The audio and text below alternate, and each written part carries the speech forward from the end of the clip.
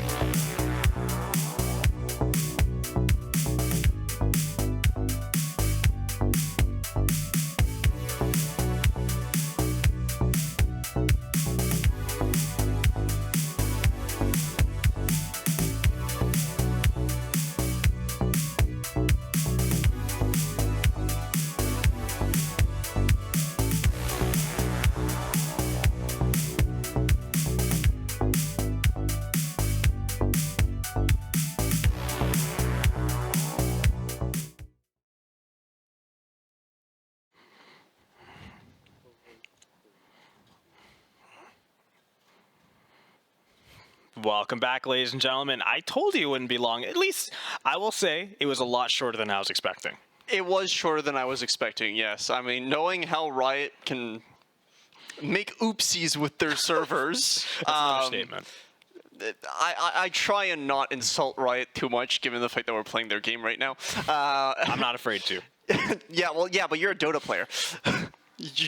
Valve is just Valve, you know. To be fair, I'm mostly deadlocked too, but you know what? We're both mostly tonight. In the draft.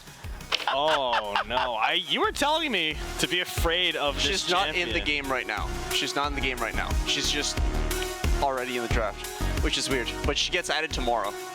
That's a scary thought indeed. You know what also happens tomorrow? Corki nerfs. And our team loves to first pick Corki. They like favoring their first pick being their mid laner because obviously Godito, really strong player, and the way our team strategizes, they definitely like favoring to play around the bottom and mid side. Bot side to play with the jungler, or mid side to play with the bot side, or also to play with the jungler to try to get those early objectives, rotations, kills, and pickoffs. So we're seeing some bans coming out, Talia, Sylas, Syndra. On the other side, we're seeing Yone, Renekton, and his name escapes me at the moment. Skarner. But first pick, Corki. Yes, just as predicted. Really strong champ. Godito definitely loves the character. I mean, Corki's just the damage. Do you want more damage with your damage? With a side of damage and a seasoning of damage. There we go. That's Corki. So now the response coming out of DSU is going to be very important here. It's what do you play into Corki? Normally, I would tell you something that is very good early game, like an assassin. But as we all know, assassins are obsolete. So we're just going to ignore the Corki for now and pick our jungler, which is a Sejuani. Honestly, Sejuani, great first pick in the jungle. Lots of CC, very consistent. So it's a great lock-in to kind of stabilize your team as your first lock-in, right? You keep it as is. Sejuani, great pick. Next up, though, is where you kind of have to make a choice. What are you backing that Sejuani up with, right? You want usually melees with Sejuani, but the Orianna. Okay, so the Orianna is going to be going into the Corki. I don't know how I feel about this. They're both hyperscalers, right? So both Corki and Orianna are kind of just going to be clearing waves like bots for the first like 15 minutes, and then they're going to nuke, and that's it. That's the team comp. It sounds like a pretty straightforward team comp, though. Again, it is. The simpler your team comp, obviously the harder it is to mess it up. If you don't mess up your team comp, very often you will find success. Speaking of simple, we got Udyr coming out. He is not simple, in my opinion, at least. No, he's not. Maybe with how the game's been going recently, maybe he's a little bit more simple than he was in the past. But picking up Udyr, he's a lot more flexible as a jungler. He offers lots to the table. You can obviously build him as tanky or as damage focused as you want. And of course, Badrick Grimes on the Udyr, definitely a threat to keep an eye out for if you're on the opposing team. 100%. And then the Ashe being locked in here as an ADC, just a generally very good ADC, but now we're seeing the Jinx one trick with the Jinx. So this is going to be kind of interesting to see how it plays out. Ashe is a really good pick into Jinx, right? That slow essentially forces the Jinx to play back a lot more than she normally would, because she can't get it within that attack range, right? Jinx has a lower attack range unless she starts using rockets, starts expending those that mana, right? So you can force some really good early trades in there, but it will also depend on just how they play it out. The bans, unfortunately, Gwen is banned, so nobody... We banned Braum. Yes. The only thing that Gwen is not immune to is a ban. The Braum ban makes sense here. Braum and Jinx are kind of a good combo. Isn't Ashe and Jinx kind of just better? Or Ashe and Braum better? So Ashe and Braum are good, but at a certain point, like, you just... They're both decent, right? So you might as well ban it to get rid of something that's very scary than to just leave it open and maybe see that, oh, they're very, very good with this. So it's just generally speaking, you know, it's a decent ban, you know?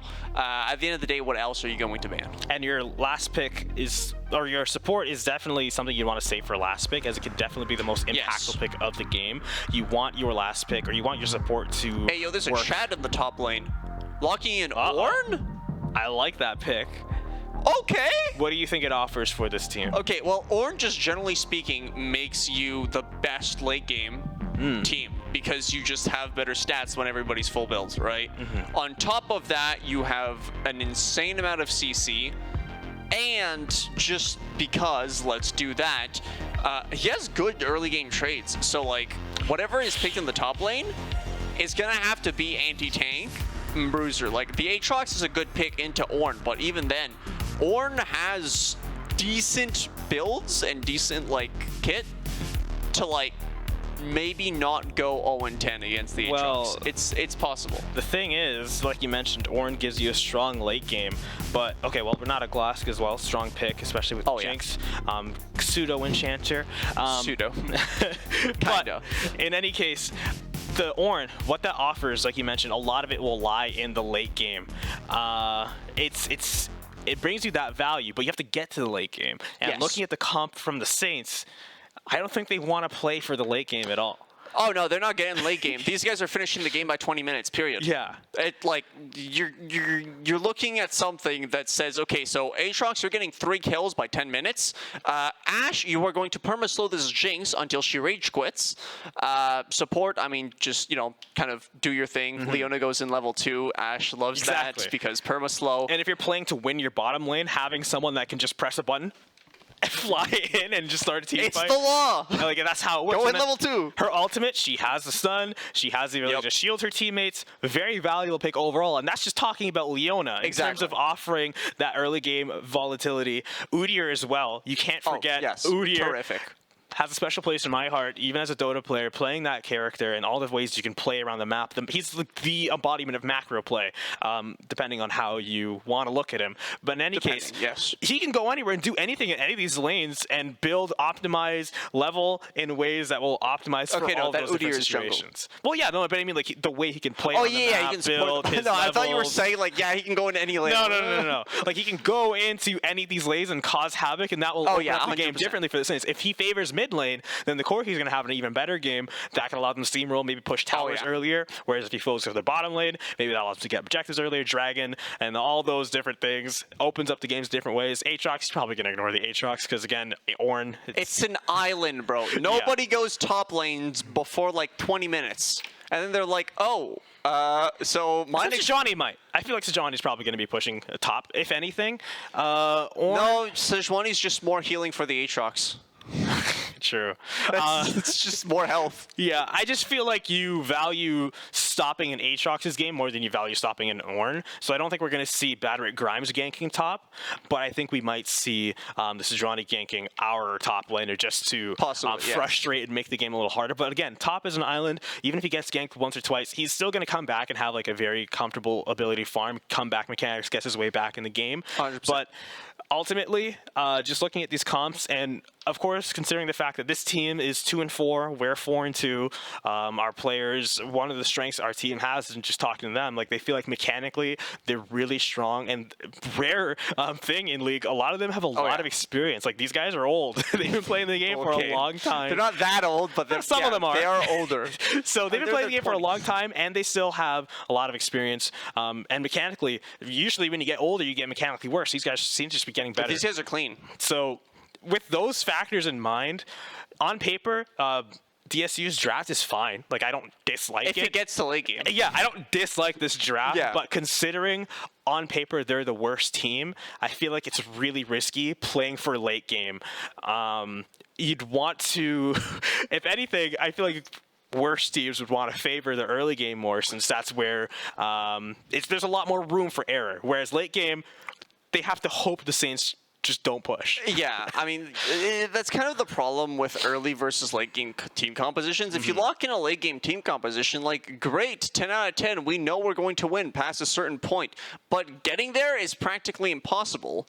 And on top of that, it's not a timer, right? It's a condition. Like, yeah, Aurelion Sol, one of the best late game mages there is.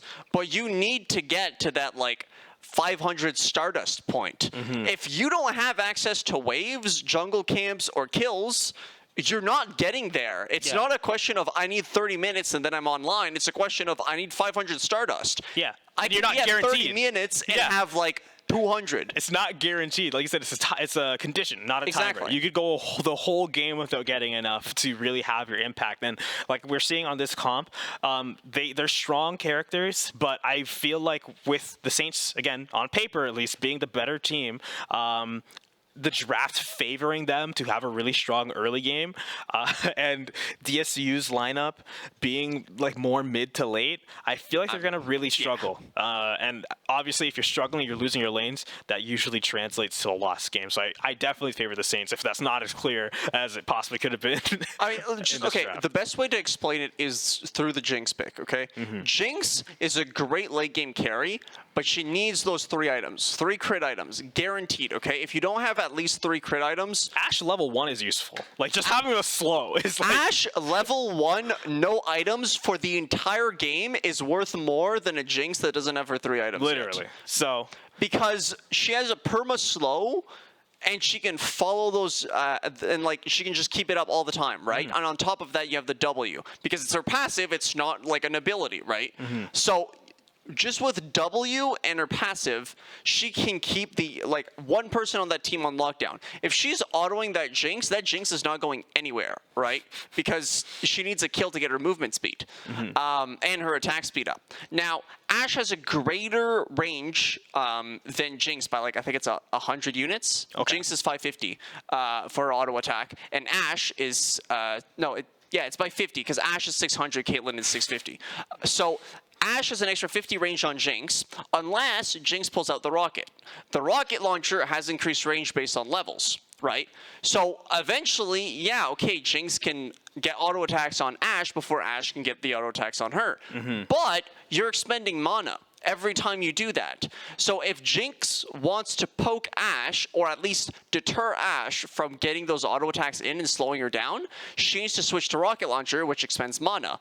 So what's going to happen is Ashe is going to zone Jinx off her wave. You're going to have a Phrasen bot lane that's going to hold down.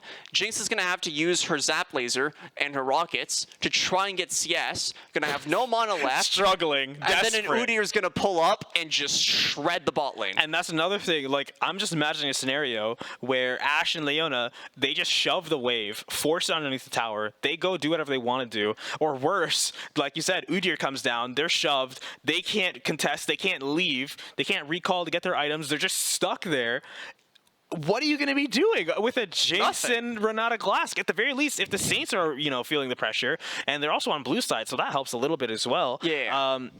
They can fight back. Like, the Saints can fight back. Leona gets the stun off, and Ashe runs away or whatever. You can even get the vision with the little birdie. In any case, point is, ladies and gentlemen, the Saints are a little bit more comfortable, especially 100%. early, mid, and even to late game, whereas DSU, I feel like they're going to really struggle to meet their power spikes. Yeah. And I think that's going to be felt throughout the entirety of the game. But speaking of pain being felt, ladies and gentlemen, the lobbies are still giving us a lot of pain. We love you, Riot! So we're going to send it to another break as the players are waiting for their opportunity to get into the game and put on a show for us, ladies and gentlemen.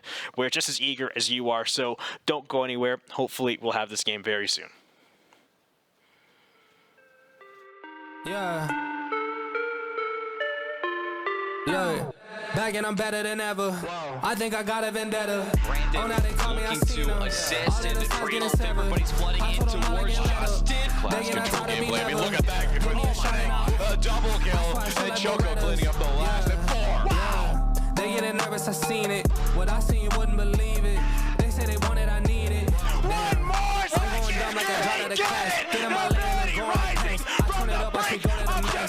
Here come the reinforcements. Bowser with the huge team name. It's going to be Rispy with the streak again. Not going to matter. Pulsive are your Toronto XP3 Grand Finals champions.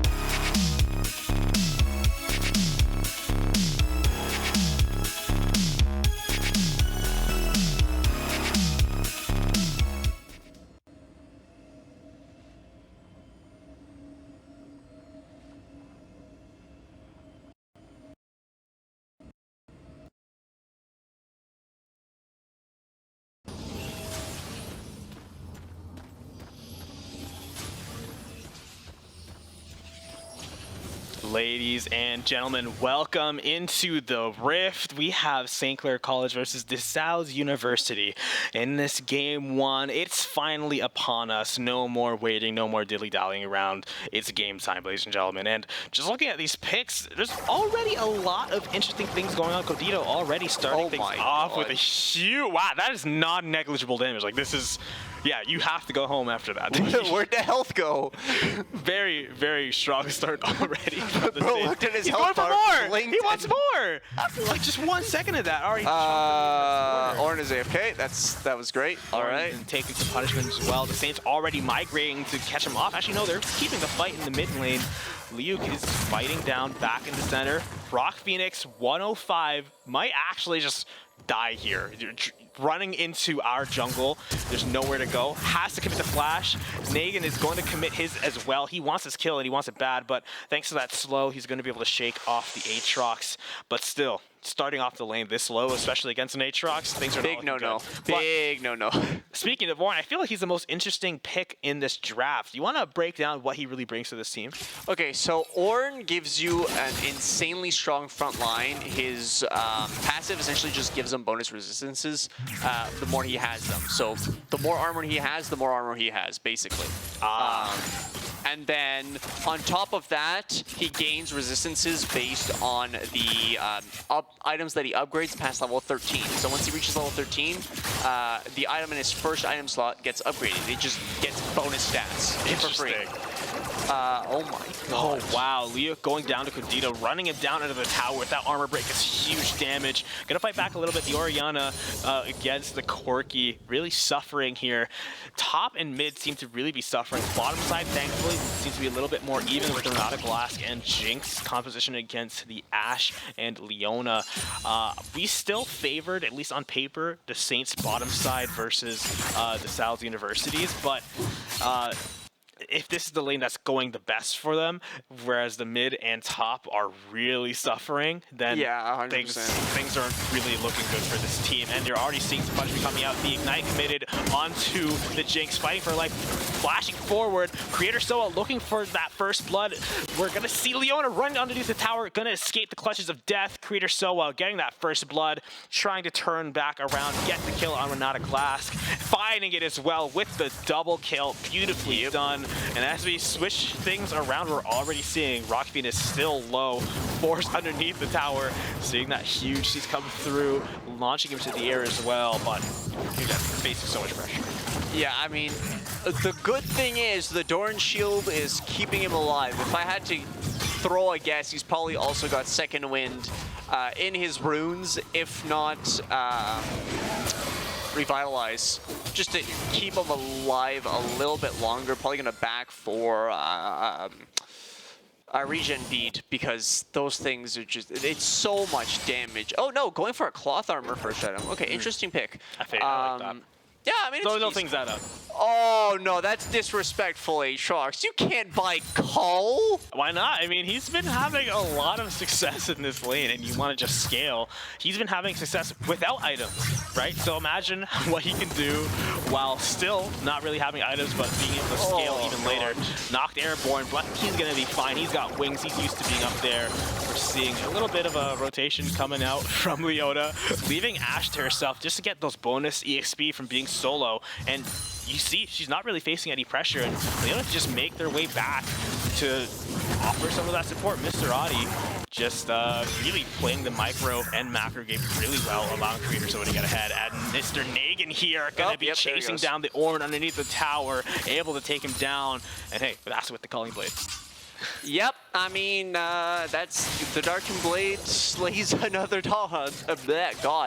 Kind of what it's supposed to do, but that is just, yeah, 11 CS on Ornn and 30 CS on that Aatrox. And Synthwave just might get a surprise too. I hope not. That would be a funny.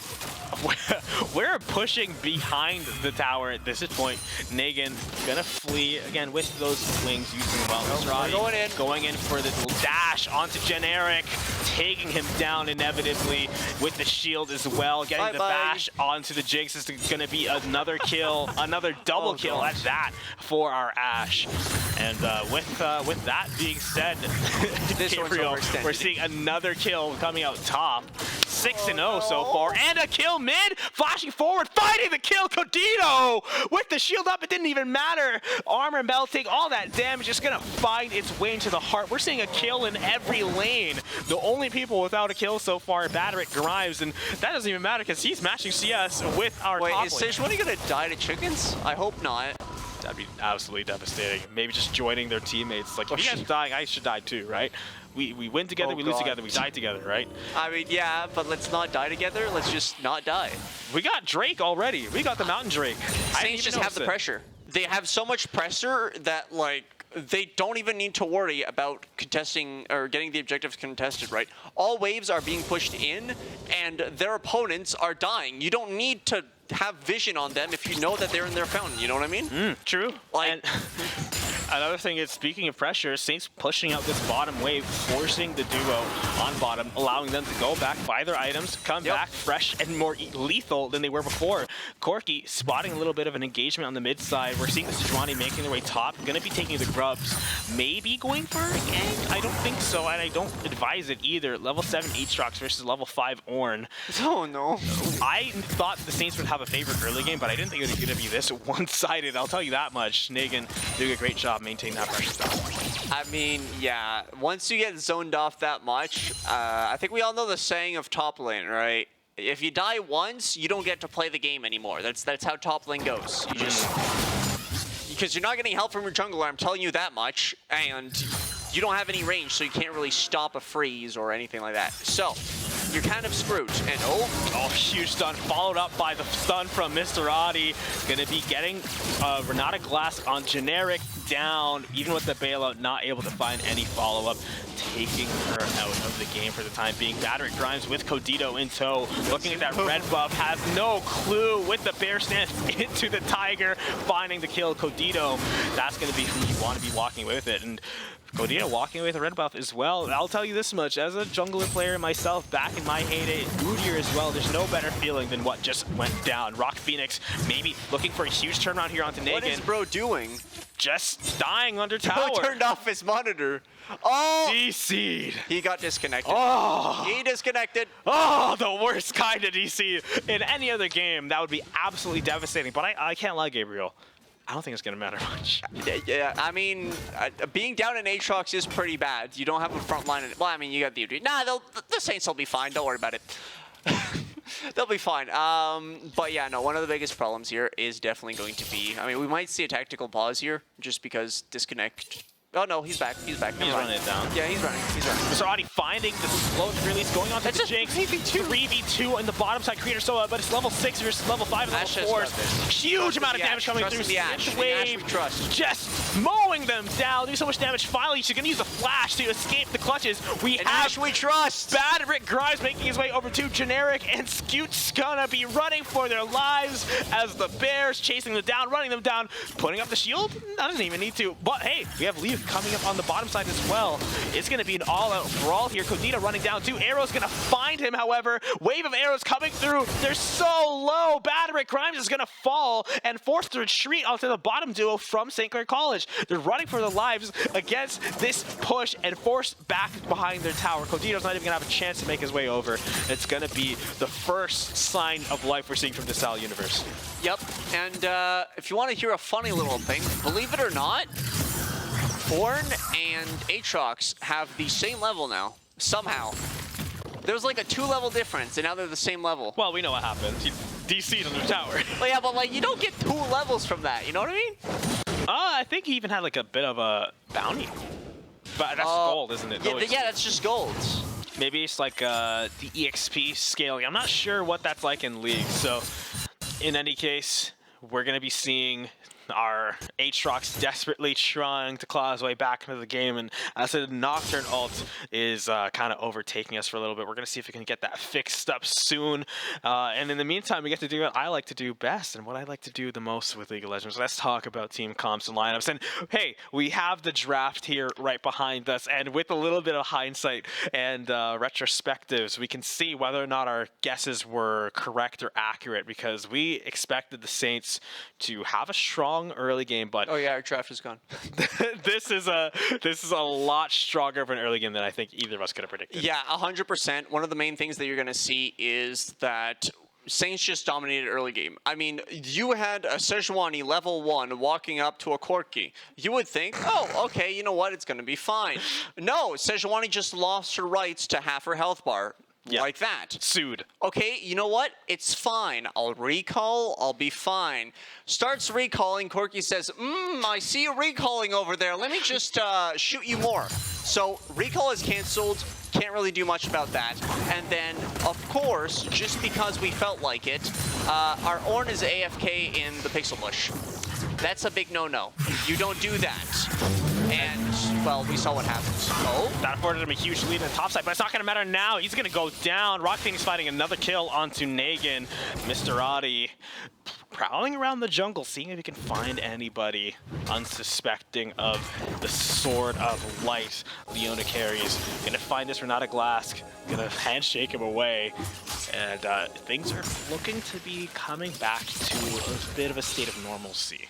Well, I mean, normalcy depends what you qualify as normalcy. We have a 6-0 Ashe here. So, like, let's calm our horses a little bit. Yes, top lane is a lot smoother than it was, but the other lanes are still in danger. I'll put it that way. Plus, Saints already have a dragon, and I think they also have Plague Grubs. So they are definitely ahead in objectives too. And if you just look at the gold lead, that's a 5k gold lead for the Saints. Yeah. In the early game. Hey, to be fair, it was a lot wider before. It was. So good on them for bringing it back to be a little bit narrower, but we're seeing Negan fighting back against this Ornn. This time, no tower is going to be here to assist you, but it looks like Rock Phoenix is finally strong enough that he's not going to need the tower. He's taking him down really low. Negan winning this exchange, but Rock Phoenix still has a little bit of hope, looking to finalize anything, but not going to be able to take him down. Rock Phoenix is going to go down to the Aatrox once more. Negan bringing himself back to his former glory, getting another kill. Black Cleaver up as well. 99 CS to the 45 on the Ornn. I think you can really tell this Aatrox is kind of running away with this lane a bit. 100%. One of the big things, like that I don't like that the Ornn did was he went straight for a full Thornmail. Which, I mean, like, don't get me wrong, it's a great pick against Aatrox, right? Your full Thornmail gives you your full item, and it gives you a ton of armor, right? But the problem is, oh, hold on, there's an engage here. Bot lane. Huge engage, finding the double stun on the Leona. Batter Grimes running fine, getting a huge stun at the generic. She's going to be out of this game, not going to be able to find the assist. We're going to see Batter Grimes with the huge Phoenix wave going onto the Jinx, not going to be able to get the kill. She's super low. Ashe hopefully going to be able to pick up as they take down Synth Wave on the Swajani. Going to be a double kill. Negan also still harassing this Ornn in the top side. It's just not fair. It's brutal. The beatdown the Saints are laying down on DeSales University. 100%. So, back to what I was saying about the Ornn. Of course. Going for your full Thornmail first item is usually not a good idea, because what you want against Aatrox is the anti-heal. That's why you buy Thornmail, right? But you only need Bramble Vest for that. Okay, that's right. Yeah. Bramble Vest has the same effect. The only difference between Bramble Vest and Thornmail is the scaling on armor for the the hit back, and it just gives you more armor, right? But you already have the anti-heal just with Bramble Vest. So the trick is to go Bramble Vest and then Sunfire. This way you actually have damage that's coming out of more than just them auto-attacking you. And you have the HP to make your Thornmail valuable. Exactly. Because you actually have time where you're surviving, you have a constant uptime of DPS, because your Bomby Cinder always deals damage as long as you're close to them, and it allows you to build, like, there you go, Ninja Tabbies, or, what are they called? I only know them as Ninja Tabbies. The armor boots, okay? Plated steel caps, there we go. That's what they're called. right? Plated steel caps is a huge item because it gives you flat resistance, right? 9% of all incoming damage is mitigated aside from true damage. So those are huge items to have against Aatrox, right? It's sometimes huge items to have against anybody. Well, yeah. One of the main things is it's not about how many legendary items you have, it's about how many effects you have active, right? But speaking of effects active, we're seeing a little bit of a fear effect applied to Creator Soa and Mr. Roddy. They're forced to run back to their tower, but they're not running too far. We're seeing the Ashe really laying down the hurt, especially with Negan coming down as well. Mr. Roddy getting the re-engage. Generic is about to go down. Synthwave used with the bailout. Not going to be able to find anything to keep him in the game. We're seeing Generic, Liuk, and Scoots running for their lives. Codito flying into the fray and allowing the Saints to get 2 more. Liuk, the last one alive. Negan's going to make that not be the case for very long. Actually, Liuk is going to be able to escape, but getting a double kill on the ADC, no less. It's going to be a huge swing in the goal, and 11K is going to be where the Saints are leading so far. With the blue buff, hey, listen, again, Udyr player at heart. Happy for the guy. Shout out to Badrick Grimes. He's loving his life right now. I mean, yeah, free blue buff, we'll take it. So, don't look at ADC items. It's fine, I swear. Oh, and they got Rift Herald. Oh, yeah, let's just add that onto the list of things that are going to go wrong for them. Yeah, so looking at ADC items, you've already got a Phantom Dancer and a Kraken Slayer on that Ashe. So that Ashe is, you can't run away from her, because she's got the movement speed from Phantom Dancer and the damage of Kraken Slayer. So from there, you're kind of not having a good day. Corki already has the Triforce, which is, I mean, relatively effective. Devastating. Okay, yeah, sure. Devastating is one way to put it. It's a lot of damage. More damage. Let's watch as the Corki shreds the tank. The Triforce in action here. Not going to be able to find the stun. Actually, no, he's going to get the knockback. Rock Phoenix solo fighting Codito here in the top lane. Things are definitely going Codito's way. Flying forward, Rock Phoenix taking a lot of heat. He's not going to go down. No CC on this Corki, but going to be able to threaten a lot. We're going to see the missed arrow in the mid lane, but Negan chasing down Liuk on the Orianna in the bottom side. No one's going to be there to follow up, but you might not need it. No, we're going to use the orb to send him flying back. Leona with Badrick Grimes on the Udyr, Creator Soa on the Ashe in the mid lane. They are wreaking havoc on this tower. Rock Phoenix getting the knock up onto Codito. They're going to get the mid tower, and Codito's going to find the kill topside onto the Ornn.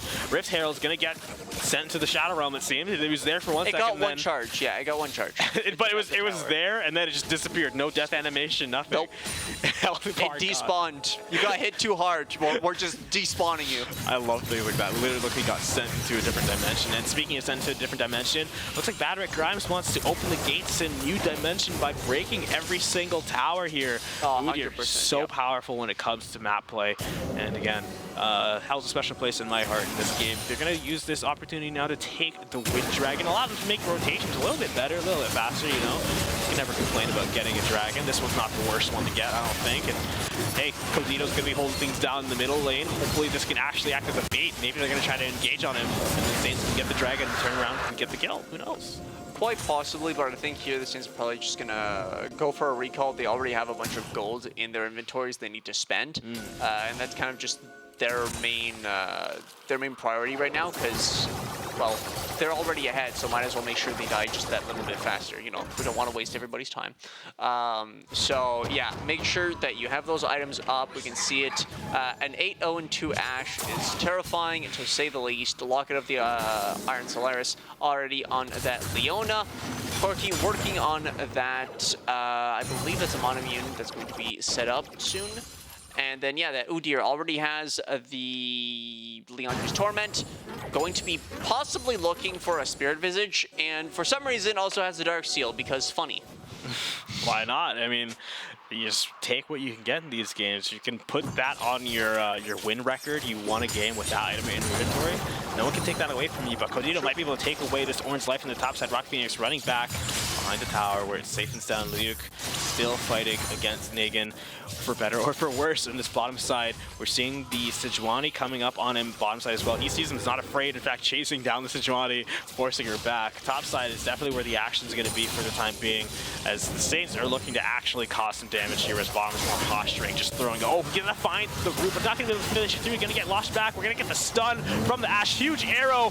The Ornn ult coming through is gonna knock up 2, but that's not gonna be enough. Battery Grimes is gonna be able to get out of the situation. Mr. Adi stunning the Sejuani temporarily. Ashe is still full health, by the way. Yeah, but they're gonna opt to just get out of this fight. Arrow's gonna do a good job slowing down Scoots, but Negan coming from the top side, gonna find a huge amount of damage, wiping the Sejuani, wiping the Jinx, taking him out, taking all the CC, and not even losing any health as a result. Negan wiping out the Orianna as well. Everybody seems to have forgotten that the God Slayer is here, and he is definitely here to make an impact, make a statement. We're wiping all of DeSales University. Codito fighting for his life bottom side, trying to get the turret. Support versus mid laner. But what will happen?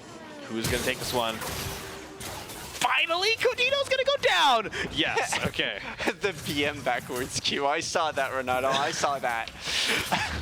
And that's gonna be Codito going down, but I'll be honest, Gabe, I don't think it matters. No, he does not. All right, so if we look at the build here, Aatrox is going for like a hybrid lethality build. The Black Cleaver gives you percent armor pen, and then you've got lethality with that Ravenous Hydra. Probably going to be looking for what I think is going to be a Sterex on his third item, because it's just a standard staple third item for top laners. It just gives you so much survivability, and I mean, Aatrox doesn't die, so it's perfect for him. You know who does die, however? Well, nobody yet, but it would have been a huge transition if the Saints were It would have been a very good transition. I just want to point out, there's only one person in this game with 0 deaths rather, and that's going to be Greater Soul on the Ashe.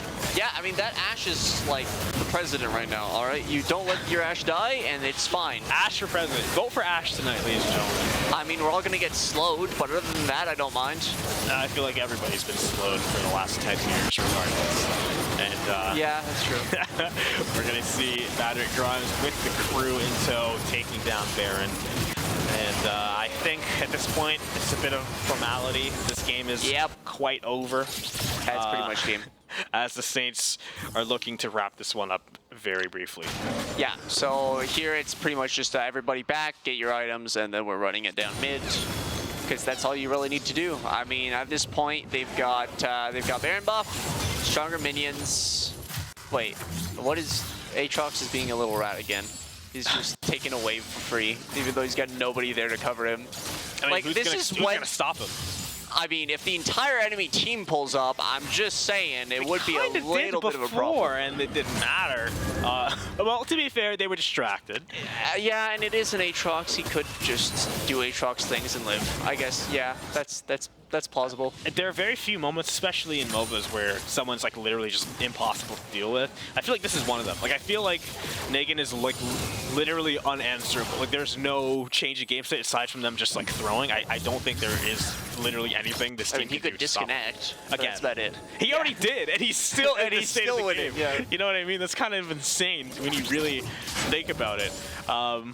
And speaking of insane, this tower, it's showing signs of insanity. It's trying to fight back, but nothing's going to change as Negan's running it down with the Saints. Going to immediately make Synthwave disappear. Generic is going to be next to fall down as Backline's getting havoc wreaked on it. Badrick Grimes with Negan just chewing up the back line, finding Generic, and Synthwave going down a bit earlier. It's just these 3 stalwart warriors remaining to defend the Nexus as the towers are falling one by one. Everything's purple. Badrick Grimes running down, finding the stun onto Luke. It's going to allow a follow-up stun from the Leona. Huge damage pouring in, taking them out of this game, followed up by the last remaining teammates. Ladies and gentlemen, Saints are taking game 1 over DeSales University with a huge network lead, 20,000 and 28-6 in the kills. Yeah, so if I've ever seen a stomp before, that is one of them. Yes. One of the stomps of all times, to be sure. This was a game that was very well executed by the Saints, and which was so dominant, I don't think there was a way to come back from that after the first 10 minutes, period. Yeah, like, even if you got the shutdown on Ashe, that's like a 2-item Ashe, and you've got Aatrox to deal with, you've got Udyr to deal with, you've got a Corki that's straight up unstoppable. You can't do anything. Yeah. The game kind of slipped through their fingers. Their lineup, I feel like, didn't allow them to scrap as much as the Saints were in the early game, which really spelt their doom. We saw how bottom was playing. That bottom was the most even lane at the start of the game, and even there, they were definitely really feeling the heat. The Saints were just winning every trade, finding all the engagements that they were looking for, and they just felt like they were way stronger throughout all points in the game in every lane. And I feel like I kept saying before, the Saints are just better on paper, but I feel like the paper's come to life now. You know, we can say definitively. We saw what the paper was doing. Yeah, the Saints are just the stronger team overall, and I feel like if DeSales University wants to have a chance in the following game, they're going to have to acknowledge that and maybe make a draft that kind of takes that into account. Yeah, I mean, here, essentially, the only thing they can do is say, okay, if we don't manage to somehow pull something off in the early game, we're not winning. So we can't go for late game team composition. No. Like, what I would see right now is, like, I don't know, a Draven Pantheon bot lane, and just, like, point and click CC, and then just bash them with the axes. Just keep it simple. Because it's all you can do, right? You need that lead in the early game. Granted, are those characters meta right now? Hell no. But, like, at the end of the day, if you're not going to achieve anything with a late game team composition, I might as well start cooking. You know what I mean? And I feel like that's probably the hardest thing, especially draft-wise. I feel like their bottom side is where their strength lies on the side of DeSales University. I feel like that's going to be the area where they're going to be able to have the most impact. I think that's where their highest ranked players are. I could be mistaken. I don't quite remember exactly who's been the bottom side and what their ranks are. But in any case, I felt like the bottom side was their strongest players. I feel like they could probably play around their bottom side pretty well, but if you want to play around bottom side, you'd want to be able to make their picks, try to get their combo picks. But if you do that, you're wasting your first two, or maybe your follow-up picks after that on revealing your bottom comp, which could be countered for the rest of the draft. So it's hard to really draft a composition that really works for you in a way that doesn't kind of spill your hand or allow you to get countered really easily. Yeah, and the other downside is if your bot lane is your strongest point, your strongest point is squishy and can die easily. Yeah. So, like, I'm just saying it the way it is. If a Darius gets locked in, if a Briar gets locked in, if, like, any kind of diver or assassin or anything gets locked in the top lane, the jungle, or the mid lane, you're just not playing the game. Yeah, and again, if you're revealing your bottom side, it sounds funny when you say it out loud, but when you're revealing your bottom side, it just opens up the game to get you countered, just like you said. And speaking of getting countered, we're going to be seeing the bans, which is all about Hey, Corky got banned. Preventing yourself from getting countered. Wait, we banned Yeah, Corky. because we don't have first pick. I feel like Corky might just be the first pick champ. Probably. And whatever DSU would first pick regardless, I feel like the Saints probably aren't too concerned about, which we're seeing the first pick Azir. That character doesn't exist. And I feel like that's what the Saints are thinking, like, okay, who cares? Like, well, I don't care. Azir, like, unless you're Faker on the Worlds patch, that character does not exist. He was nerfed too much. He's unplayable right now, so I don't see why they're locking in Azir, period. Like, yeah, okay, great. He's got good wombo combo potential, but he's just like, you're going to get destroyed by... Oh, yeah, there you go. This is Codito's signature champion. He's most likely, almost definitely not going to be playing him. Is he much of a mid laner? Yeah, he's the mid laner. Oh, okay, well then he isn't going to be playing him. Oh, yeah, 100%. Look, it's an unfamiliar character for me. He is an assassin centered around the early game, all right? So I'm telling you right now, this Azir is not going to exist. This Azir is just KFC. That's what he is. I see. Well, he's just food. And this is basically a textbook play. I feel like the Saints were kind of they like favoring their strong mid pick, and then they just give Negan just a strong top laner, and then from there, like, you can't counter pick these. You can't counter pick Gragas, and the other one you are the one counter picking. Like, pick anything top lane. You will not be able to play into Gragas. Aatrox, Fiora, Camille, Darius, they all hate playing into Gragas. Why? Because playing into Gragas is the most uninteractive thing you can possibly do. It's just wait, and then he's going to belly slam you every time you go in. Like, okay, great, I guess I don't get to play the game. But we could see a KDA Gragas skin come out. I see. Looking on the bright side at all points, and we're seeing the Poppy follow-up. Another champion I feel like is unpopular, and if their third pick looks anything how I'm expecting it to see, that's gonna cement my theory with the Jhin. And okay, this is oh, it seems like they're just picking their signatures. Karthus jungle on the side of Bad Red Rise. We had a little bit of a brief conversation about how devastating this could be. What was it? The second highest win rate jungler in the game?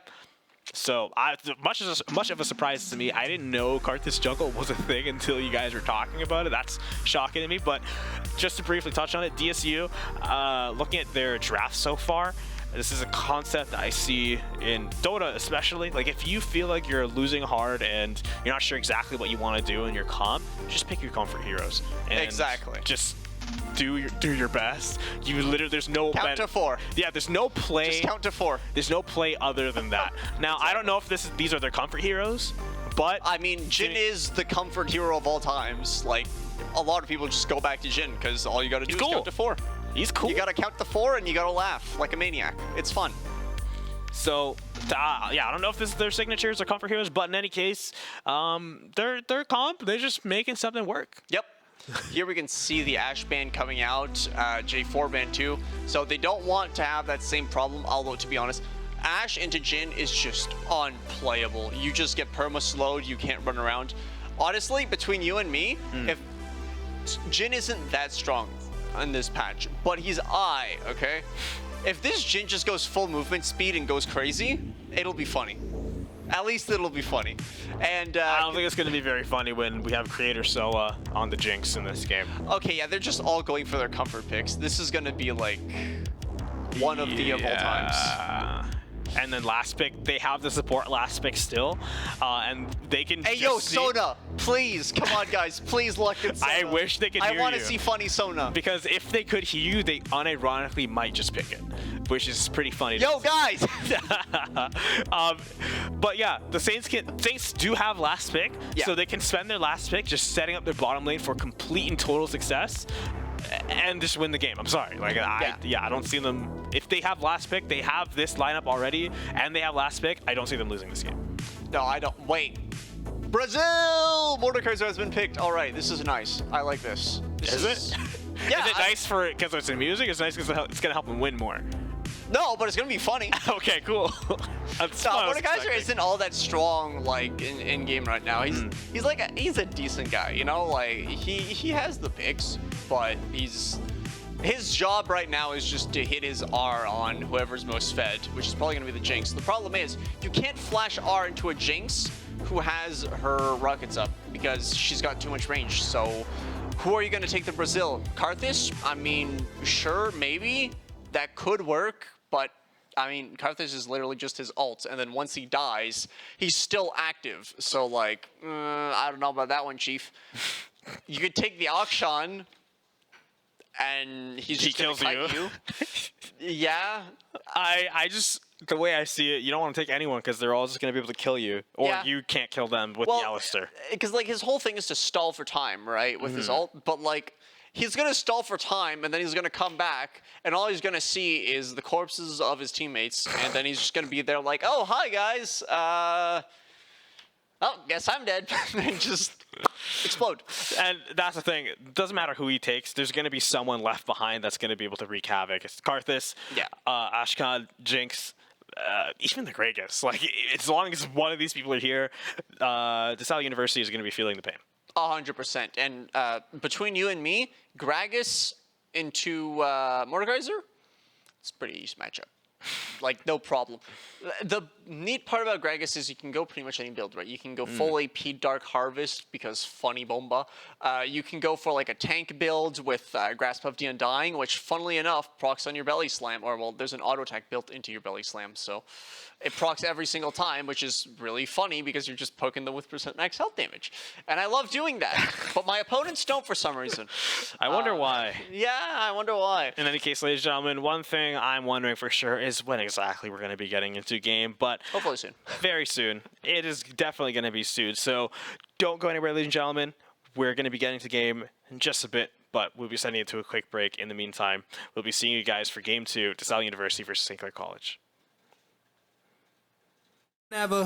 I think I got a vendetta. Brandon looking to assist and bring off everybody's flooding in towards Justin. Class control gameplay. I mean, look at that. A double kill and Choco cleaning up the last and 4.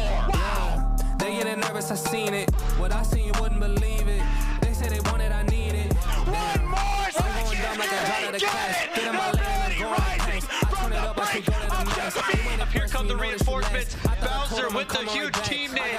It's going to be Risky with the streak again. Not going to matter. Pulsive are your Toronto XP3 Grand Finals champions.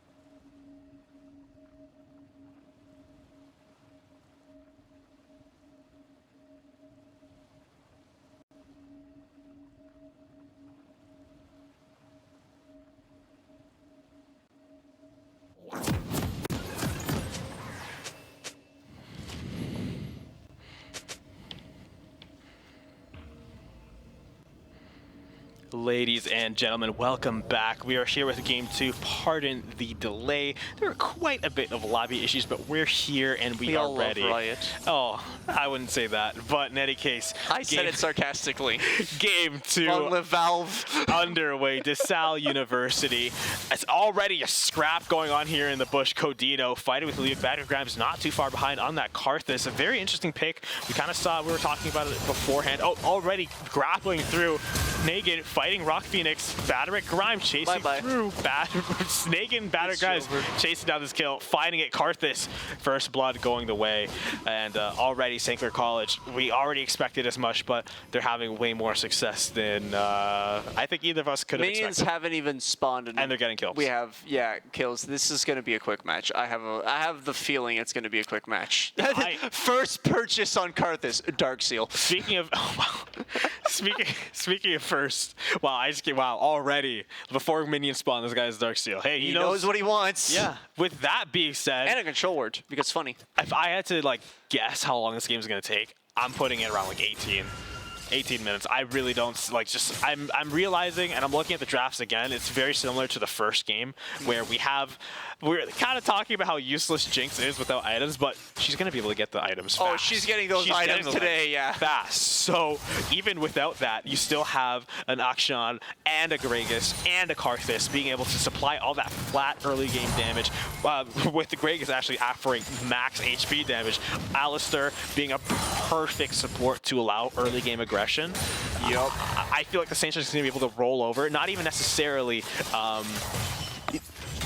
They don't have to win the game right off from the get-go, and their draft isn't oriented for them to do so, but they're going to anyways. 100%. And they're just going to be able to walk away with the game. In any case, hey, level 2's coming out on the bottom side of DeSales University. They're going to be engaging on Miserati, and they have to go for the engagement, and they found it. Not going to be able to turn around into anything more, however. Zir doesn't have damage. Yeah, Zir fighting for his life in the mid lane against Akshan on Codito, or Codito on Akshan, but bless you. And Negan now fighting top side against this Mordekaiser. We kind of expected. I know when I saw the pick, I thought it might be jungle, might be top, but finally confirmation. It's going to be top side, and the lane is going to be going as badly as we thought as well. Yep. I mean, Mordekaiser into Gragas, you're not having a good time, period. I mean, most characters into Gragas, you're not having a good time, period. It's just, there's nothing to do, you know? And at the end of the day, you're going to deal with it. You're going to go 0-3 probably, something along those lines. But hey, we get there when we get there. He's just 0-1 now, so still 2 kills, unless I didn't cast a curse. I don't think this game is cast curse, honestly. I can't cast a curse this? I don't think so. I feel like the Saints really just have this one in the bag, but there's still a lot of room for error on the side of any game of League of Legends. Batteric Grimes going to be fighting for his life, flashing forward. I feel like that flash has had more distance than any other flash I've ever seen in my life. Someone check this guy's PC, okay? But he's going to be able to escape the clutches of death. Mordekaiser quite literally conjuring that clutch of death to try pulling him back, but again, he's going to narrowly escape it.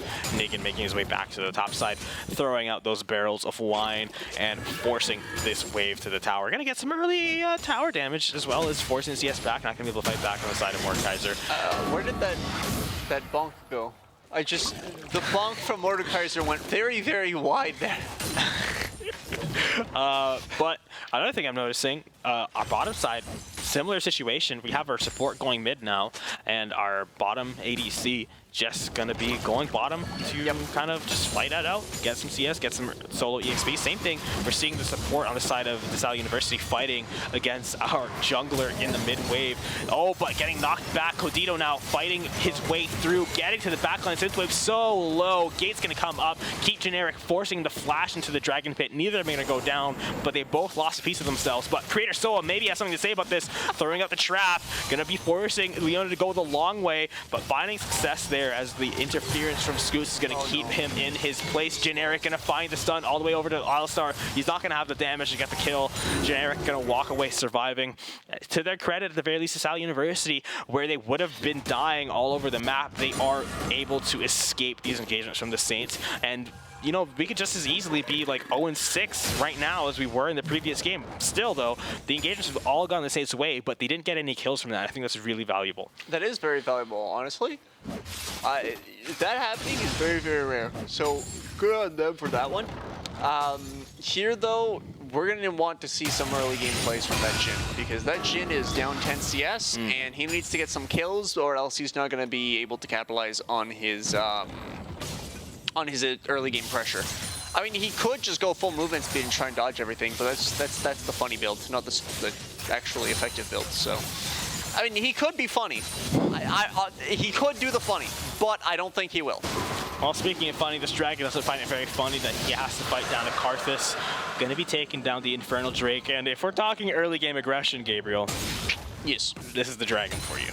Maybe the hydration one, or the water one. I feel like that one can allow you to be aggressive because it's supplying you with health and mana, but this one quite literally is built for aggression. Yeah, this one's just flat damage. I mean, have fun, more damage, because we felt like it. We're giving it to you now. To be fair, it's not a lot, but it's something. Yeah. I mean, we saw how low DeSales University was getting in all these engagements from the Saints. Yep. That damage adds up. If they had that Dragon, they might have been able to get those. We're seeing Codito sneaking around. Batter Grimes also pincer attacking. This is a triangle of doom. Bermuda and Synthwave is going to be disappearing like oh so many have before. The gate comes up, slowing him down, and we're getting the dash coming through from the Gragas charging back in just to get a little bit of damage out before Synthwave goes to where no one knows the souls of the Bermuda Triangle victims go to. Another victim claimed. Yep, and that's going to be the free Void Grubs. Here, Jhin seems to be freezing the lane, which is honestly not too bad, but I don't think it's going to last very long. The second that Jinx shows up, it's going to change very, very, very quickly. Yep, there it is. Now it's slow bush. Wondering how it's going to play out, though. If we're looking here at items, Jinx already has a serrated Dirk, so does the Akshan. We have the funny bag of magical stuff on Karthus, I don't remember the name of. And, ooh, a little bit of a scuffle.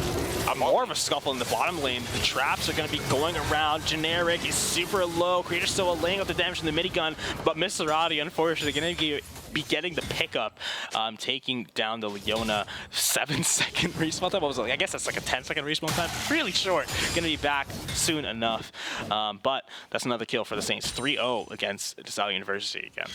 Yep, and that gold lead is getting there. They're at about 2K lead right now. Akshan taking a lot of damage here, though. Holy smokes. And you were talking about how Azir does no damage. Well, I mean, if you miss position that badly, yeah, I mean, he's going to deal damage. Oh, Rocket almost hit mid, but it's actually hit top. Threaded the needle, the Rocket from bottom went all the way, just narrowly missed the Azir, but hit Mordekaiser in the top. I'm really glad I'm really glad I happened to be watching the mini-map and catch that Rocket flying by, as this is most likely going to turn into a conversion kill. Oh, but the huge wall pushing Codito into the tower as he grappled his way around. We're going to see Naked take down a kill. In the meantime, this Azir going to walk away with his life, which is a lot more than he could have asked for just mere seconds ago. Yeah, I mean, that was a little bit of a greedy engage, if you will, by the Akshan. He didn't have to do that. Probably shouldn't have. But hey, sometimes you just gotta say, we ball, let's go in. I mean, this could be what turns the game around. Getting a kill on Codito in the mid lane, that's no small feat. No, it isn't. Not at all. Although he did not have a shutdown, so not that much gold heading to that Azir, but it is still a decent amount. That Nashor's Tooth is going to be coming up online eventually. But here, if we're looking at the ADC and mid items, you'll notice they're very similar.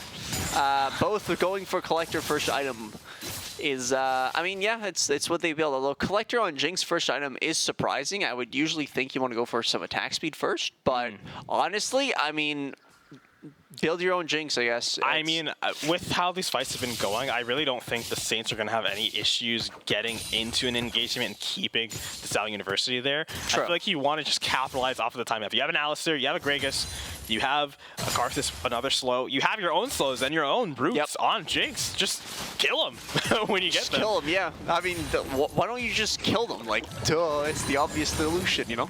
Yeah, speaking of killing, Rock Phoenix fighting for his life topside. Same, Battery Grimes, the Grim Reaper, going to be searching through to find some more souls to collect. Codito was almost going to find one of those souls. Generic super low. The ultimate from Codito coming through, dealing even more damage, but Liuk also This ult is almost all up, I think? True. Oh, no, it's not. Never mind. Never mind, yeah.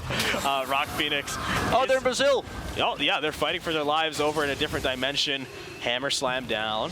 Hagen still having the advantage here. The Poppy is making her way top, however. Maybe this could turn into something a little bit disadvantageous. I think she's just taking the scuttle grab. Probably not going to go for a gank on this Gragas. Negan has proven very, very well that he is quite a threat. You can't really do too much against him. But Akshan in the mid lane could be facing some trouble. I see a ping on him. That is Codito's ping. He saw him there. And Poppy immediately moving out as he sees Akshan moving away as well. Yep. Hey, at least he let him know. Yep, at least you let him know. Well, I mean, you can't see enemy pings, but... No, well, his actions. Yeah. Didn't want to bait the guy, make him waste more time than he already was. Fair enough. But yeah, here we can see Saints are going to be taking out that Chemtech Dragon. Never mind, they're going to be taking out the Leona. They're taking them out with alacrity. Jen Eric is down. Synthwave finding the knock-up onto Battery Grimes, but hey, no one here is to follow up on that one. Taser's going to come through. Synthwave super low, but we're seeing the curtain call. Battery Grimes is going to be the target find. He's going to get taken down. Liuk is going to get that kill. Rock is going to miss. Liuk running for his life. Actually, no, that was a different Rocket. The real Rocket from Creator Soa is going to find its mark, take out the Azir, and that's going to be the Drake picked up as well as a couple of kills. Yep, Super Mega Death Rocket plus the Karthus ult combo is definitely going to deal a lot of damage to low health enemies. Yeah. But here, I mean, top lane is looking... I mean, I've seen a better one, let's put it that way. Karthus in the jungle already has that Black Fire Torch, so he's going to be stacking up that AP very quickly. Akshan probably going to get that Collector on his next back. You've got Jinx with the Collector right now, and the boots, because why not? And the only person that's kind of lacking items is, of course, the support. Top lane, though, a little bit of a scuffle. A little bit of a scuffle, more of a negligible one, unless Rock Phoenix stays a little bit too long, bites off more than he can chew. Negan not going to be able to finish the kill with that huge shield coming up on Rock Phoenix, pulling him into the tower. In fact, not close enough for the tower shot to come out, but we're seeing Battery Grimes and Codito, brothers in arms here, fighting off the invaders from the Void Grubs. Poppy, Azir forced to clear out. Bottom side, we're seeing Scoots fighting back against the invaders as well, but Scoots, Synthwave is going to get knocked away. Huge damage coming through with the ult from Codito. Negan's going to be able to finish off the kill. Azir, super low HP, hiding underneath the tower, but the Death Rocket out of nowhere! Not even I saw that one coming. From the 3-point line! Woo! Holy smokes. Bobby Bourne is taking him out. We're going to get that kill. Saints 2-9 now, 23K net worth, almost 24. DeSales University, 18K. Talk about the items to me. Sing me sweet songs about the economy. All right. So the economy right now is, well, I mean, if you're the sign on the sale, it's looking like the Venezuelan economy right now. If you're looking at St. Clair, is there any economy that's doing good? I don't know. I can't think of one. I mean, no, not really. But I can tell you the Venezuelan isn't very good right now. Amen. Although it's because of inflation, a lot of inflation. But yeah, looking at the items here, we have Gragas with the Cosmic Drive, so looking very, very good. Standard first item, gives him movement speed, gives him ability haste, lets him use his abilities a little bit more. Of course, Black Fire Torch is the standard generic starter item on the Karthus. Nothing too special there, as that's a lot of turret shots he's taking there. A huge amount, and it might amount to his life as they're taking it into another dimension. Not Brazil this time. This one's Venezuela, as the economy is looking to get even more inflated. If Negan's able to take this kill, they emerge unchanged and unaffected by the world around them. They're still continuing their deathmatch. Negan just taking his time. No need to rush. This kill is as good as his. Missing the dash and the Death Rocket from Creator Soa.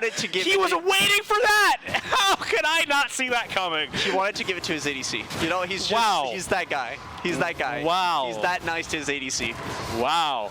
Awesome top laner moment. This Creator Soul guy, he's got some experience on him. He's not rank 1 Jinx for nothing. No, he is not. In NA, so ranked like the 75,000 in Korea. But Mr. Adi looking to prove that stereotype wrong. North American players can be just as strong as anyone else, but he's going to be fighting for life. Flash forward, he's going to be able to survive. Creator Soul finding the Tase onto Generic. Whether or not this turns into a kill, we're going to have to see what Bad Rick Grimes has to say about it, as well as Codito. They are off on the side. Synthwave dashing towards Codito, not going to be able to find any kind of CS or CC on him. Bad Rick Grimes with the gate.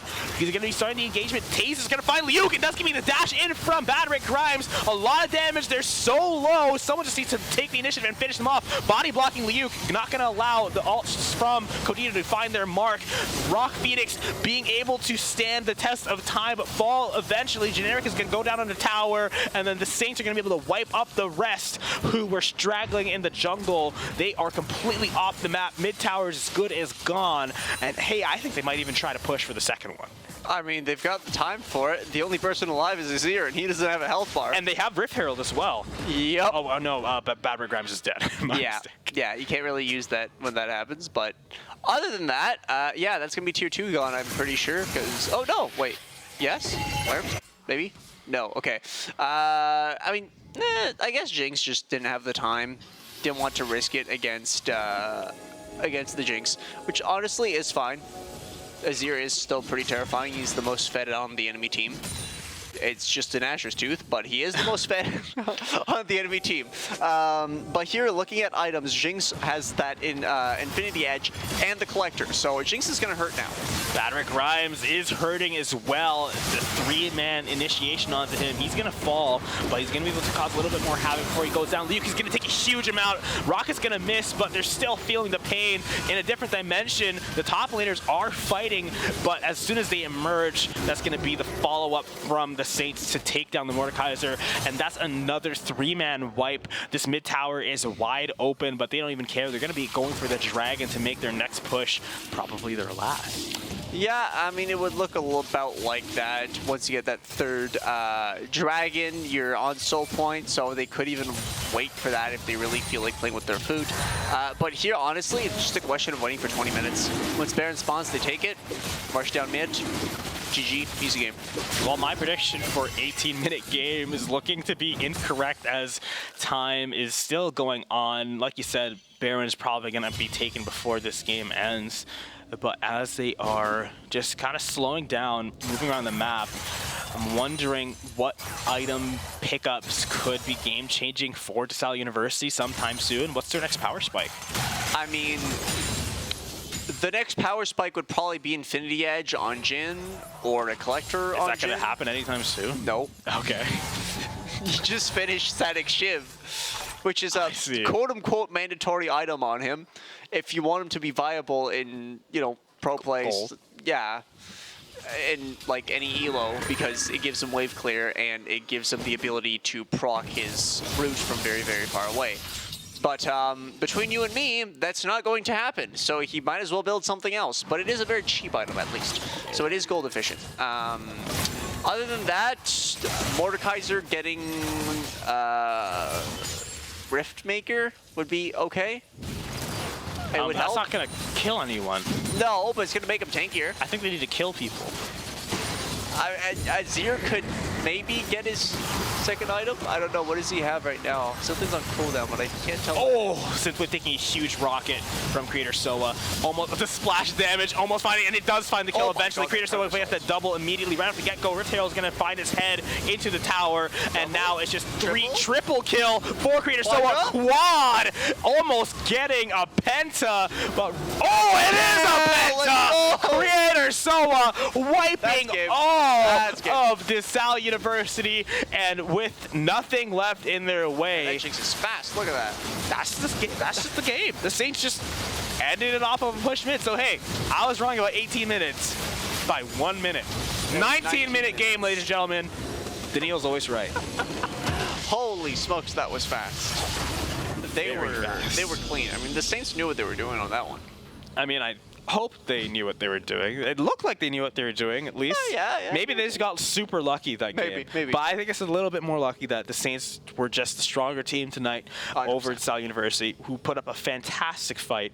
Yeah. And end of the day, entertaining series, 2-0 for St. Clair College, and they're going to be looking to be 5-2 now in NACE Varsity Plus. No small feat either. Yeah. No, they're doing really well right now. The Saints played it clean. They knew what they were doing. They picked some cover picks on this round, and honestly, it played out super well for them. They knew what they were doing. They knew what they were up to, right? And they know how their champs play, right? They play on these characters all the time. So, of course, they're going to know how to handle them. They're going to know exactly how to pilot them to the best of their abilities. And we kind of saw that come into action. I mean, we've got an early game kill on Karthus, and what's the first thing he buys? You know what? I'll buy a Dark Seal because I'm going to win. And, well, it seems to be that was a well-advised Good purchase. Very financially sound. Contacted his financial advisors. Yeah, can I buy a Dark Seal? Yeah, okay, thanks. Go for it. The numbers say that it's a good idea. Speaking of great idea, ladies and gentlemen, I think it'll be a good idea for you guys to join us tomorrow as our Academy Call of Duty team is going to be facing off against their opponents. Should be exciting. Call of Duty almost always is when the lobbies decide to work, of course. When they decide to, and whenever we know which Call of Duty it is, because they come out every year, so it's hard to know which one it is. Pretty sure they're going to be on Black Ops 6. I mean, that was the one that just came out, but I mean, I feel like it's a little early enough. Just receiving word, they're still on Modern Warfare 3 for NACE. Okay, good to know. Which it makes sense if they've been playing on it through the whole season. Why switch games? Fair enough. In hindsight, it's probably Would make smart sense, decision. But yeah. maybe Black Ops 6 is just so hype, you just want to I switch to heard that immediately. apparently it was actually semi-decent. I mean, that's what I'm hearing, but you know what's not decent? The space requirements. So I'm not playing it.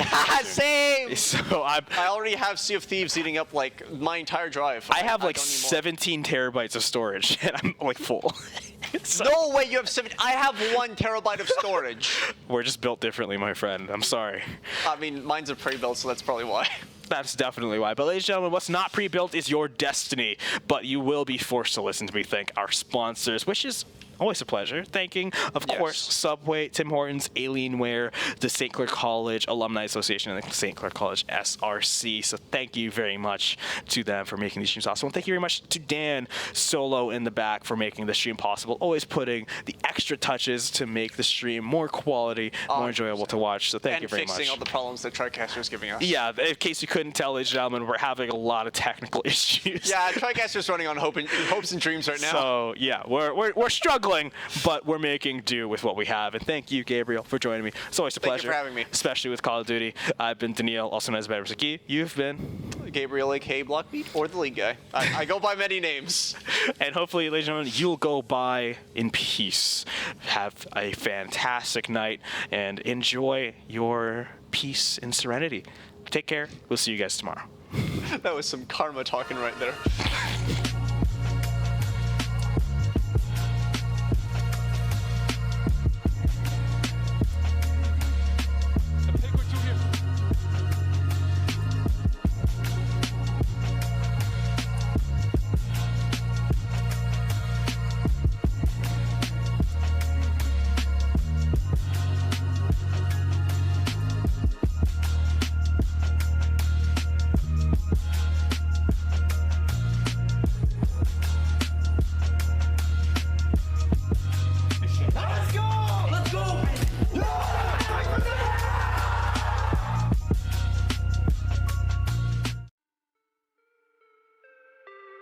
Yeah.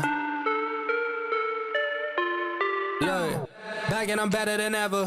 I think I got a vendetta. Brandon now they call me, I looking seen to them. assist All and of the to time bring getting everybody's flooding I told in them all towards again, Justin.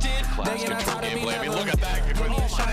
a double kill. And Choco cleaning up the last and 4. They getting nervous, I seen it. What I seen, you wouldn't believe it.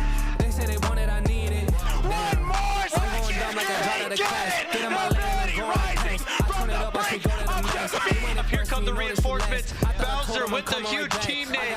It's going to be Risky with the streak again. Not going to matter. Pulsive are your Toronto XP3 Grand Finals champions.